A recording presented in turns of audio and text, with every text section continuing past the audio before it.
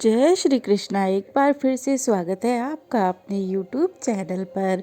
इतने दिनों से मेरी वीडियो नहीं आई, उसके लिए बहुत बहुत सॉरी, क्योंकि मेरी तबीयत बिल्कुल भी ठीक नहीं है। तो मैं इसलिए वीडियो नहीं बना पा रही हूँ, कभी कभी ही बना पा रही हूँ, तो उसके लिए बहुत बहुत सॉरी। तो चलिए आज का वीडियो शुरू करते हैं। मार्गशीर्ष मास के शुक्ल पक्ष की एकादशी को मोक्षदा एकादशी कहते हैं। इस दिन महाभारत के युद्ध में भगवान श्री कृष्ण ने अर्जुन को गीता का ज्ञान दिया था। इसीलिए इस दिन गीता जयंती भी मनाई जाती है। भगवान श्री कृष्ण और भगवान श्री विष्णु की पूजा करना इस दिन बहुत ही शुभ माना जाता है। नियम संयम और व्रत का पालन करते हुए इस दिन उपवास रखा जाता है और एकादशी का उपवास रखने से भक्तों के जीवन में सुख समृद्धि आती है और साथ ही मोक्ष की प्राप्ति भी होती है। मोक्षदा एकादशी का उपवास करने से तन और मन दोनों ही पवित्र और शुद्ध हो जाता है। इस बार मोक्षदा एकादशी के दिन भद्रा का साया भी रहने वाला है।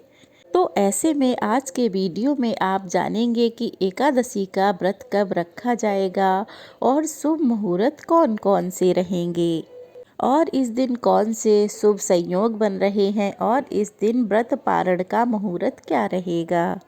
तो चलिए जान लेते हैं। एकादशी तिथि प्रारंभ होगी 11 दिसंबर बुधवार सुबह 3:44 से और समाप्त होगी 11 दिसंबर बुधवार मध्य रात्रि 1:09 पे।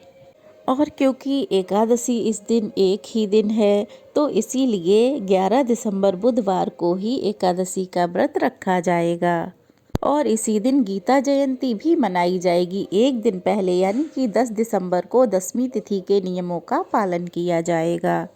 इस बार चाहे गृहस्थ जन हो या वैष्णव जन हो, सभी को केवल और केवल 11 दिसंबर को ही एकादशी का व्रत रखना चाहिए। तो चलिए अब जान लेते हैं इस दिन रहने वाले मुहूर्तों के बारे में। 11 दिसंबर बुधवार को ब्रह्म मुहूर्त रहेगा सुबह 5:26 से 6:14 तक। प्रातःकाल पूजा का मुहूर्त रहेगा सुबह 5:42 से 7:04 तक और सायकाल की पूजा का मुहूर्त रहेगा शाम 5:25 से 6:47 तक और राहु काल रहेगा दोपहर 12 बजे से 1:30 बजे तक, जो कि अशुभ मुहूर्त होता है। राहु काल के समय कोई भी शुभ कार्य करने से बचना चाहिए और इस दिन एकादशी के दिन दोपहर 2 बजे से भद्रा लग रही है, जो कि मध्य रात्रि 1:09 तक समाप्त हो जाएगी। और क्योंकि इस समय भद्रा का जो वास रहेगा वो स्वर्गलोक में रहेगा, तो अगर भद्रा स्वर्गलोक में होती है तो पृथ्वी पर शुभ फल देने वाली होती है। तो इसीलिए भद्रा का ज़्यादा विचार आपको नहीं करना चाहिए।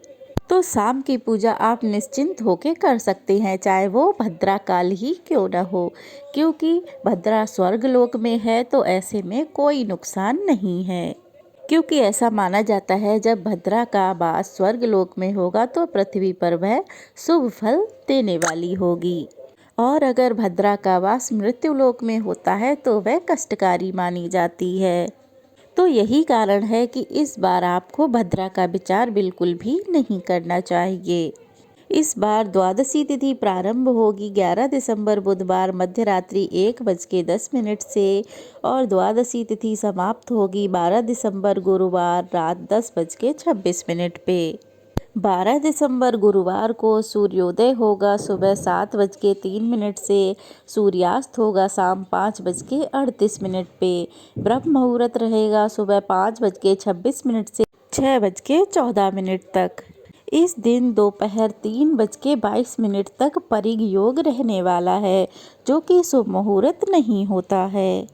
तो अगर ऐसे में आप इस समय में कोई भी ऐसा काम नया काम शुरू ना करें, घर बनाने से संबंधित कोई नया काम शुरू ना करें, नहीं तो कुछ ना कुछ परेशानियां आ सकती हैं।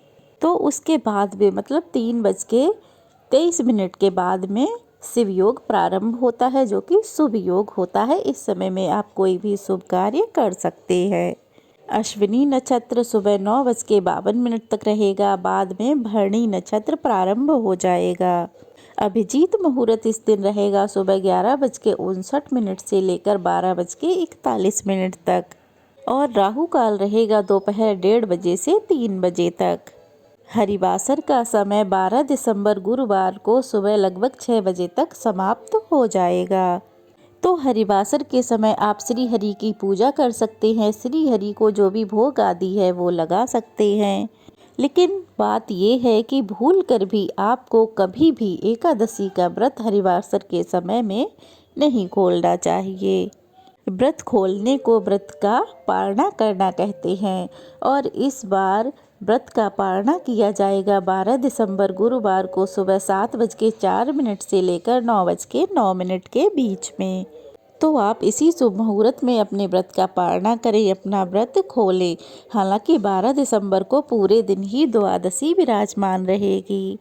तो ऐसे में अगर किसी कारण आप सुबह के समय व्रत नहीं खोल पा रहे हो तो आप दोपहर के समय 1 बजे से 3 बजे के बीच में कभी भी अपना व्रत खोल सकते हैं।